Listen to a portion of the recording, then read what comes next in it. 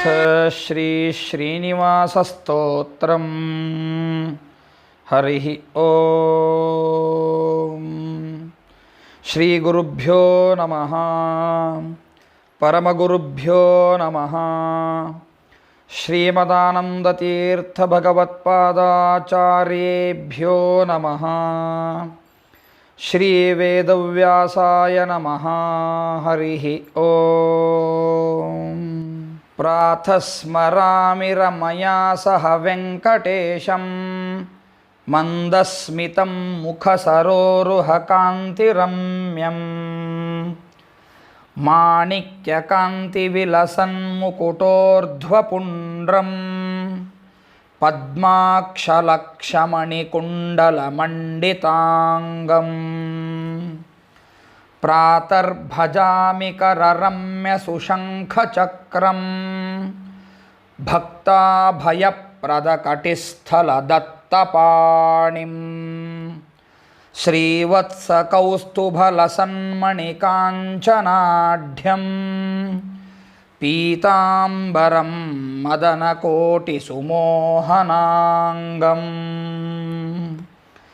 ಪ್ರಾತರ್ನಮಾಮಿ ಪರಮಾತ್ಮಪದಾರವಿಂದಂ ಆನಂದಸಾಂದ್ರನಿಲಯಂ ಮಣಿನೂಪುರಾಢ್ಯಂ ಏತತ್ಸಮಸ್ತಜಗತಾಮಿತಿ ದರ್ಶಯಂತಂ ವೈಕುಂಠಮತ್ರ ಭಜತಾಂ ಕರಪಲ್ಲವೇನ. ವ್ಯಾಸರಾಜಯತಿ ಪ್ರೋಕ್ತಂ ಶ್ಲೋಕತ್ರಯಮಿದಂ ಶುಭಂ ಪ್ರಾತಃ ಕಾಲೇ ಪಠೇದ್ಯಸ್ತು ಪಾಪೇಭ್ಯೋ ಮುಚ್ಯತೆ ನರಃ. ಇತಿ ಶ್ರೀ ವ್ಯಾಸರಾಜಯತಿ ವಿರಚಿತ ಶ್ರೀ ಶ್ರೀನಿವಾಸಸ್ತೋತ್ರಂ ಸಂಪೂರ್ಣಂ ಶ್ರೀಕೃಷ್ಣಾರ್ಪಣಮಸ್ತು. ಶ್ರೀ ವ್ಯಾಸರಾಜತೀರ್ಥ ಗುರುಭ್ಯೋ ನಮಃ.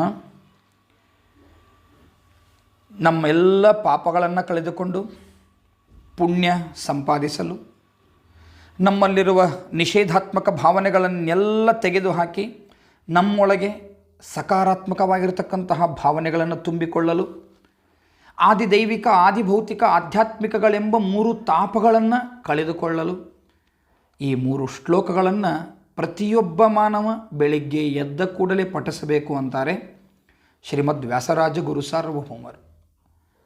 ಬೆಳಗ್ಗೆ ಎದ್ದಾಕ್ಷಣಕ್ಕೆ ನಾನು ಪರಮಾತ್ಮನನ್ನು ಸ್ಮರಿಸುತ್ತೇನೆ. ಆ ಪರಮಾತ್ಮ ಯಾರು ಅಂದರೆ ಲಕ್ಷ್ಮೀ ಸಮೇತನಾದ ವೆಂಕಟೇಶ. ಅವನು ಹೇಗಿದ್ದಾನೆ ಅಂದರೆ ಅತ್ಯಂತ ಮುಗುಳು ನಗೆಯಿಂದ ಕೂಡಿದ ಮುಖವುಳ್ಳವನಾಗಿದ್ದಾನೆ. ಅವನ ಮುಖ ಒಟ್ಟಾರೆ ಅವನ ಅವಯವಗಳು ಕಮಲದಂತೆ ಅತೀ ರಮ್ಯವಾದ ಆಕರ್ಷಣೀಯವಾದ ಮುಖ ಇದೆ. ಅವನು ಧರಿಸಿದ ಮುಕುಟ ಇರಲಿ ಅಥವಾ ಹಚ್ಚಿದ ನಾಮ ಇರಲಿ ಊರ್ಧ್ವಪುಂಡ್ರ, ಅಷ್ಟೇ ಅಲ್ಲ ಅವನ ಅವಯವಗಳ ತುಂಬೆಲ್ಲ ತುಂಬಿದ ಪ್ರತಿ ಆಭರಣಗಳೋ ಆ ಅವಯವಗಳು ಅವೆಲ್ಲವುಗಳೂ ಕೂಡ ಅತ್ಯಂತ ಮನೋಹರವಾಗಿ ಕಂಗೊಳಿಸ್ತಾ ಇವೆ.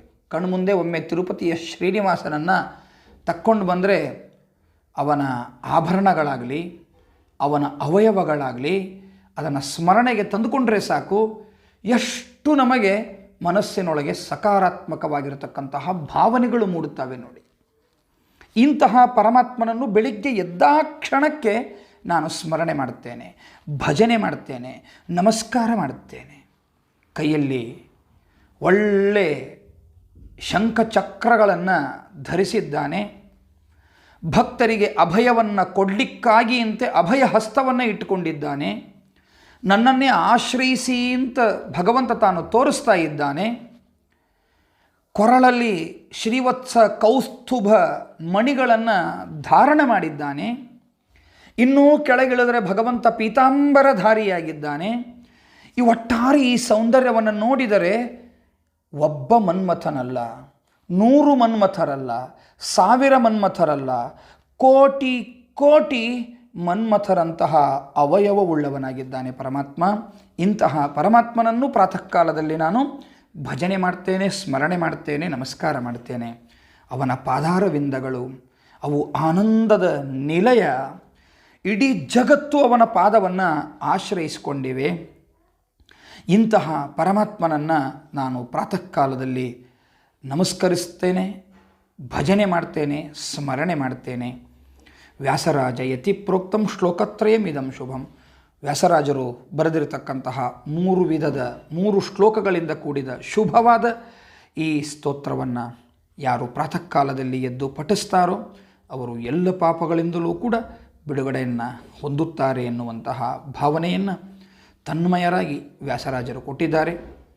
ಇದನ್ನು ಪ್ರತಿನಿತ್ಯ ನಾವೆಲ್ಲ ಮಾನವರು ಹೇಳಿ ನಮ್ಮೊಳಗೆ ಸಕಾರಾತ್ಮಕವಾಗಿರತಕ್ಕಂತಹ ಭಾವನೆಗಳನ್ನು ಹೊಂದಿಕೊಳ್ಳೋಣ ಎಂಬುದಾಗಿ ಹೇಳ್ತಾ ಮತ್ತೊಂದು ಸ್ತೋತ್ರದ ಚಿಂತನೆಗೆ ಮತ್ತೆ ನಿಮ್ಮ ಮುಂದೆ ಬರ್ತೇನೆ.